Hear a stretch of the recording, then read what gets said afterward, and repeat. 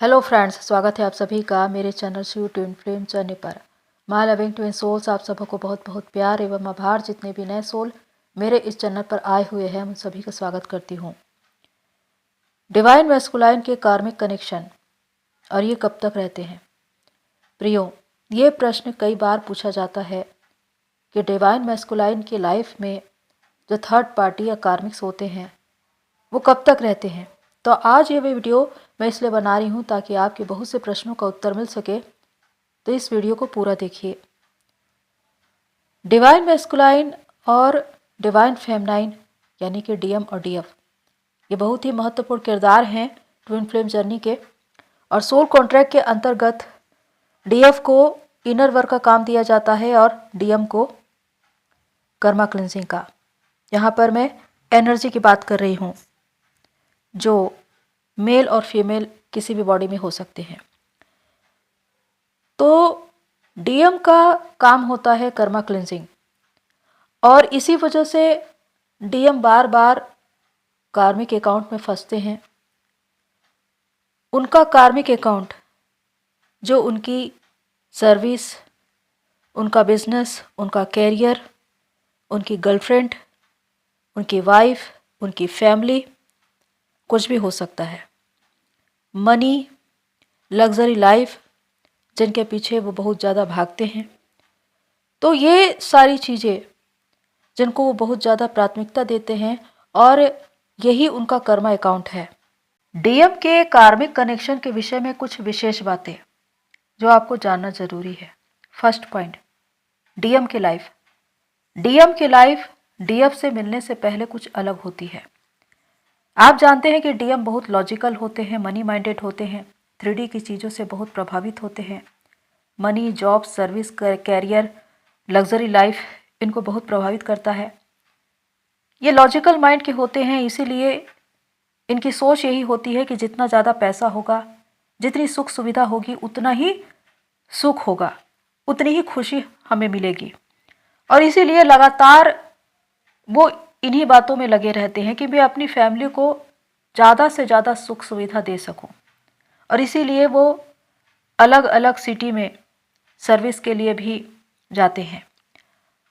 तो ये बताता है कि ये कर्मठ होते हैं, अपने उत्तरदायित्व का निर्वाह भली भांति करते हैं, लेकिन 3D की चीज़ें इनको बहुत प्रभावित करती है। सेकंड पॉइंट है सच्चे प्यार की तलाश।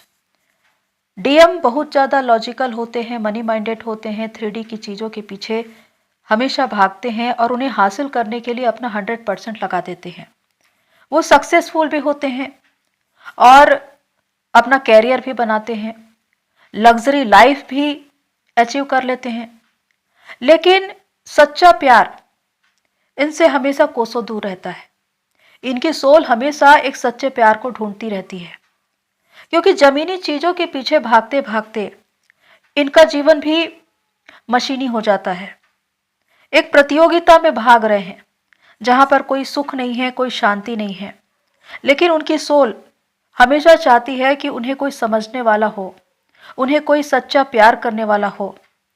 और जब डीएफ उनकी लाइफ में आती है तो डीएफ से जो उनको प्यार मिलता है, वो लव, वो केयर, वो इमोशन जिसकी तलाश उनकी रूह कर रही थी, तो वहां पर वो कंप्लीट फील करते हैं। उनको ऐसा लगता है कि यही वो है जिसकी मैं तलाश कर रहा था। क्योंकि डीएफ एक और जहां उनकी प्रेमिका की तरह है, उनसे प्यार करती है, वहीं दूसरी ओर एक दोस्त की तरह हमेशा उनके साथ खड़ी रहती है और एक माँ की तरह उनको केयर भी करती है। तो जो केयर करने वाला जो भाग है, ये इनको बहुत पसंद है, क्योंकि डीएम अपनी माँ के बहुत दुलारे होते हैं। तो इसी वजह से डीएफ का यही प्यार उनको प्रभावित करता है। और डीएफ से मिलने से पहले उनकी लाइफ में बहुत से लोग आ चुके होते हैं, लेकिन डीएफ के आने के बाद उनकी जिंदगी पूरी तरह से बदल जाती है, क्योंकि वो पहली बार इस सच्चे प्यार को अनुभव कर रहे होते हैं, अनकंडीशनल लव को फील कर रहे होते हैं, जो दिव्य ईश्वर का प्रेम है। थर्ड पॉइंट है रनर चेजर का गेम। ट्विन फ्लेम जर्नी का एक महत्वपूर्ण पड़ाव रनर चेजर का गेम, जिसमें एनर्जी अनबैलेंस होती है। एक रन करता है और दूसरा उसे चेस करता है। यानी कि जो डीएफ अपने डीएम को इतना ज़्यादा प्यार करती थी, केयर करती थी, वो ही उनके पीछे भागने लगती है, चेजिंग में आ जाती है। अब डीएम जिन्होंने अपने डीएफ को हमेशा बहुत स्ट्रांग देखा है, उनके प्यार को देखा है, उनके इमोशंस को देखा है, उनके केयर को देखा है, और उन्होंने हमेशा महसूस किया है कि जब भी वो उनके साथ रहते हैं एक शक्ति उनको महसूस होती है। तो जो डीएफ इतनी पावरफुल दिखाई देती थी, आज वो उनके पीछे भाग रही है और थर्ड पार्टी के आ जाने से वो उनसे सवाल जवाब कर रही है, कॉल पे कॉल, मैसेज पे मैसेज कर रही है। यही चीज़ें, यही बातें उनको पसंद नहीं आती, क्योंकि यहाँ से डीएफ की वीकनेस सामने आ जाती है और डीएम कभी भी वीकनेस में नहीं रहते। अगर सामने वाले की कमजोरी दिखाई दे रही है तो वो रन करना शुरू करते हैं और यहाँ से वो साइलेंट हो जाते हैं, अपने डीएफ को साइलेंट ट्रीटमेंट देते हैं, थर्ड पार्टी में भागना शुरू कर देते हैं, अपनी निजी बातों को बताते नहीं, और यहाँ पर डीएफ सबसे ज़्यादा परेशान होती है। फोर्थ पॉइंट है डीएम की अवेकनिंग। जब डीएफ खुद पर काम करती है, खुद को हील करती है, बैलेंस करती है, कंप्लीट करती है, डिवाइन से सोल मर्जिंग करती है, तो वो अपने पर्पस तक पहुंच जाती है। इसके द्वारा उसकी जर्नी पहले पूरी होती है। तो डीएम की अवेकनिंग शुरू होती है, यानी कि जब डीएफ पूरी तरह से जागृत हो जाती है तब डीएम को अवेकनिंग में लाया जाता है। यानी कि जो उनके साथ हैं उनका कर्मा अकाउंट हो सकता है, उनकी फैमिली के लोग हो या उनकी गर्लफ्रेंड या उनकी वाइफ, वही अब कार्मिक बन जाते हैं और उनको ट्रिगर देना शुरू करते हैं। विशेषकर डीएम को हमेशा डीएफ की आदत होती है, डीएफ से जो उनको एक सच्चा प्यार मिला था वो उसे भली भांति जानते हैं और वो यही सोचते हैं कि कार्मिक के द्वारा भी उनको वही मिलेगा। लेकिन यहाँ पर उन्हें निराशा होती है, क्योंकि उनके साथ रहने वाले लोग कभी भी उनको समझ नहीं पाते, उनकी वैल्यू नहीं करते। हालांकि डीएम अपने कार्मिक अकाउंट में अपना 100% लगाते हैं, बड़े से बड़ा बलिदान करते हैं, उनकी खुशी के लिए अपनी खुशी तक को छोड़ देते हैं, लेकिन उसके बाद भी वो खुश नहीं होते, क्योंकि वो कार्मिक हैं और कार्मिक से डीएम की एनर्जी कभी भी मैच नहीं होती। हालांकि डीएम जो बहुत ही हायर लेवल के सोल है, उनकी एनर्जी का इस्तेमाल कार्मिक करते हैं और वो बहुत ज़्यादा स्ट्रांग हो जाते हैं और वो हमेशा डीएम को अपने पीछे दौड़ाते ही रहते हैं, खासकर उनकी वाइफ। और डीएम अपने बच्चों की वजह से बहुत ज़्यादा मजबूर हो जाते हैं, क्योंकि वो उनकी बहुत ज़्यादा और बहुत बड़ी कमजोरी है। तो इसी वजह से कि वाइफ के साथ वाद विवाद चल रहा है और वो उनके साथ रहना नहीं चाह रही है या अपने घर चली जा रही है, इस स्थिति में डीएम बहुत ज़्यादा परेशान हो जाते हैं, मेंटल पीस नहीं होता, एनर्जी लेवल ड्रेन होती चली जाती है, क्योंकि एक ओर उनको डीएफ की एनर्जी नहीं मिलती, दूसरी ओर कार्मिक उनको लगातार हर्ट करते रहते हैं, ट्रिगर करते रहते हैं। तो यहाँ पर फिजिकली, मेंटली, इमोशनली, फाइनेंशियली उनको लॉस ही होता है। तो जिस कार्मिक को डीएम ने खुद ही चूज किया था, वही उनको हर्ट करने लगते हैं, ट्रिगर करने लगते हैं, और इसी वजह से डीएम की अवेकनिंग शुरू होती है। इसीलिए कार्मिक का भी अपना एक रोल है, क्योंकि उनको रखा ही इसलिए जाता है ताकि वो डीएम की अवेकनिंग में कार्य करे, क्योंकि वही है जो 3D में उनको ट्रिगर कर सकते हैं। एक और जहां 5D में उनकी डीएफ उनको ट्रिगर कर रही होती है, क्योंकि डीएफ की ओर से जब उनको प्यार नहीं मिलता, केयर नहीं मिलती, कोई भाव नहीं मिलता, तो यहाँ पर डीएम बहुत ज़्यादा हर्ट होते हैं। अब दोनों ओर से जब उनको एनर्जी नहीं मिल रही है तो निश्चित ही वो एनर्जी लेवल पर ड्रेन होंगे ही, तो वो dark night of the soul में चले जाते हैं। वहाँ पर उनको लर्निंग मिलती है, अनकंडीशनल लव को समझना, यानी कि वहाँ पर रहकर वो सबसे ज़्यादा अपनी डीएफ को याद करते हैं, उनके प्यार को, उनके साथ बिताए गए हर पल, हर क्षण को याद करते हैं। वो डीएफ और कार्मिक में कंपेयर करते हैं और ये देखते हैं कि डीएफ क्या थी उनके लिए, जिसने उनसे सच्चा प्यार किया था, इतनी लॉयल थी, 100% उन्होंने समर्पण किया था, लेकिन जहां एक ओर वो कार्मिक की ओर भाग रहे हैं और वही उनको हर्ट कर रहे हैं।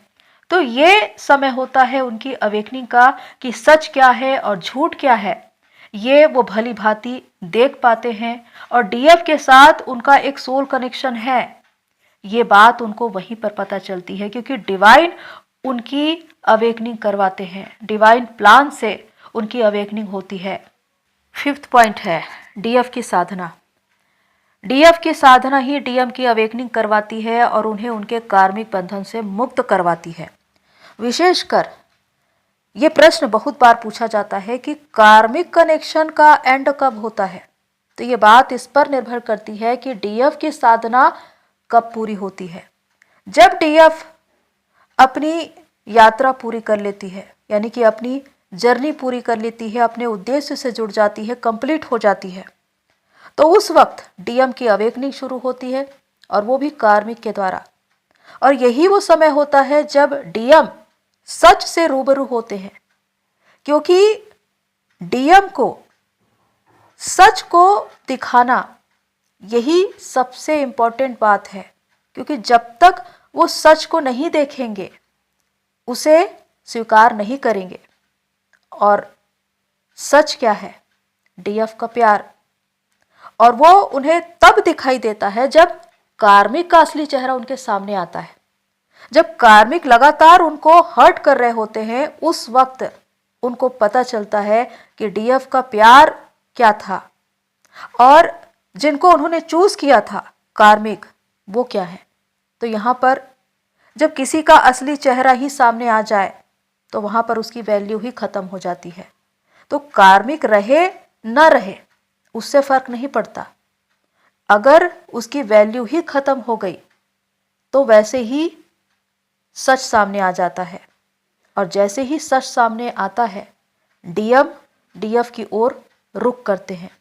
वो रियलाइज करते हैं कि उन्होंने डीएफ के साथ बहुत गलत किया, वो गिल्टी में होते हैं, रिग्रेट फील करते हैं, और अपनी डीएफ को ढूंढना शुरू करते हैं कि उन्हें एक बार डीएफ से मिलना है, उनसे बात करना है। इसी वजह से रीयूनियन होते हैं, क्योंकि कितने डीएम, चाहे उनके कर्मा अकाउंट हो, पत्नी बच्चे परिवार हो, लेकिन अगर वहाँ से उन्हें प्रेम नहीं मिल रहा है, वैल्यू नहीं मिल रही है, संतुष्टि नहीं मिल रही है, तो वो डीएफ की ओर ही आते हैं, क्योंकि उस वक्त वो ये जान चुके होते हैं कि सच क्या है और झूठ क्या है। तो वहाँ पर कार्मिक अकाउंट एंड हो जाता है।